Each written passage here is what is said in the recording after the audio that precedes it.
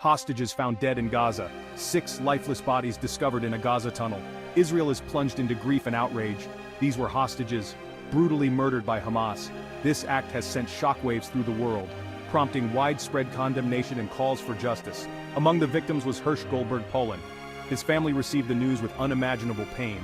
The loss underscores the devastating human cost of this conflict.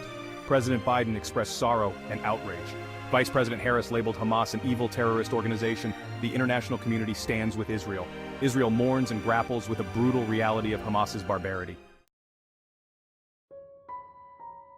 Unveiling the victims' lives cut short by terror. The 6 hostages, their lives tragically cut short, were not just names on a list. They were individuals with families, dreams, and aspirations. Hersh Goldberg Polin, a 23-year-old dual Israeli-American citizen, was known for his infectious smile and kind heart. He had lost an arm in a grenade blast during the initial Hamas attack, yet his spirit remained unbroken. Carmel Gatt, a 40-year-old occupational therapist, was a beacon of light, described by those who knew her as a kind and compassionate soul. She touched countless lives with her work, and her absence leaves a void that can never be filled. Eden Yerushalmi, a vibrant 24-year-old, worked as a bartender at the Supernova Music Festival, the very event where she was abducted.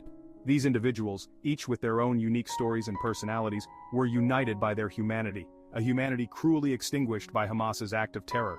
Their deaths serve as a stark reminder of the indiscriminate nature of hatred and the urgent need for peace and understanding.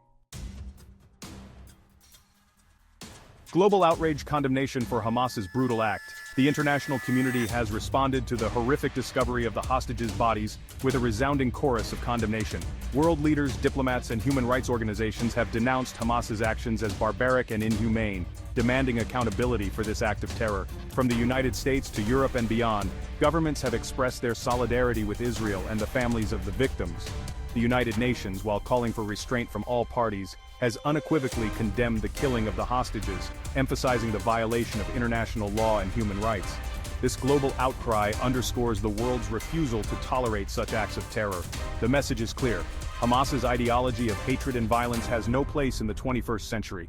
The international community stands united in its demand for justice and accountability.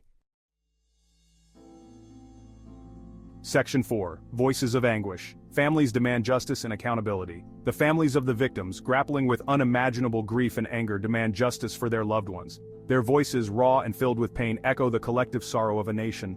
They accuse Hamas of unspeakable cruelty, of stealing their children, siblings, and parents, and extinguishing their futures.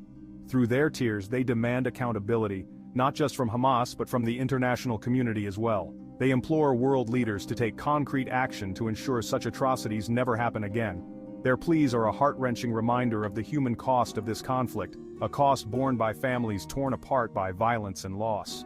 Their calls for justice resonate deeply within Israel and beyond. The world watches and listens, bearing witness to their pain and joining their demand for accountability. Their resilience in the face of such unimaginable loss is a testament to the enduring strength of the human spirit. Section 5.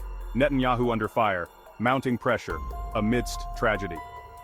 The discovery of the hostages' bodies has intensified the pressure on Israeli Prime Minister Benjamin Netanyahu.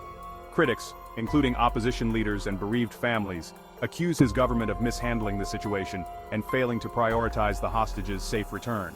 They argue that more could have been done to secure their release, pointing to missed opportunities for negotiation and a lack of urgency in the government's response. Public anger simmers, fueled by grief and a sense of betrayal. Protests have erupted across the country, demanding accountability and a change in strategy. Netanyahu, facing mounting criticism, defends his government's actions, emphasizing the complexities of the situation and Hamas's intransigence. He vows to continue the fight against terror and bring the perpetrators to justice. Yet the tragedy has undoubtedly shaken his leadership, raising questions about his handling of the crisis and the path forward. Section 6. International Call to Action, a plea for peace and justice. The tragic discovery of the hostages' bodies serves as a stark reminder of the urgent need for peace in the region. The international community, while condemning Hamas's actions, must also work towards a lasting solution to the Israeli-Palestinian conflict. This requires a multi-pronged approach, addressing the root causes of the conflict, promoting dialogue and reconciliation, and holding all parties accountable for their actions. The focus should be on creating a future where such atrocities are unthinkable, where Israelis and Palestinians can coexist in peace and security. The path to peace is arduous and complex, but the alternative is unacceptable. The international community must not allow this tragedy to fade into the background, but use it as a catalyst for meaningful change. The memory of the victims demands nothing less than a tireless pursuit of peace and justice.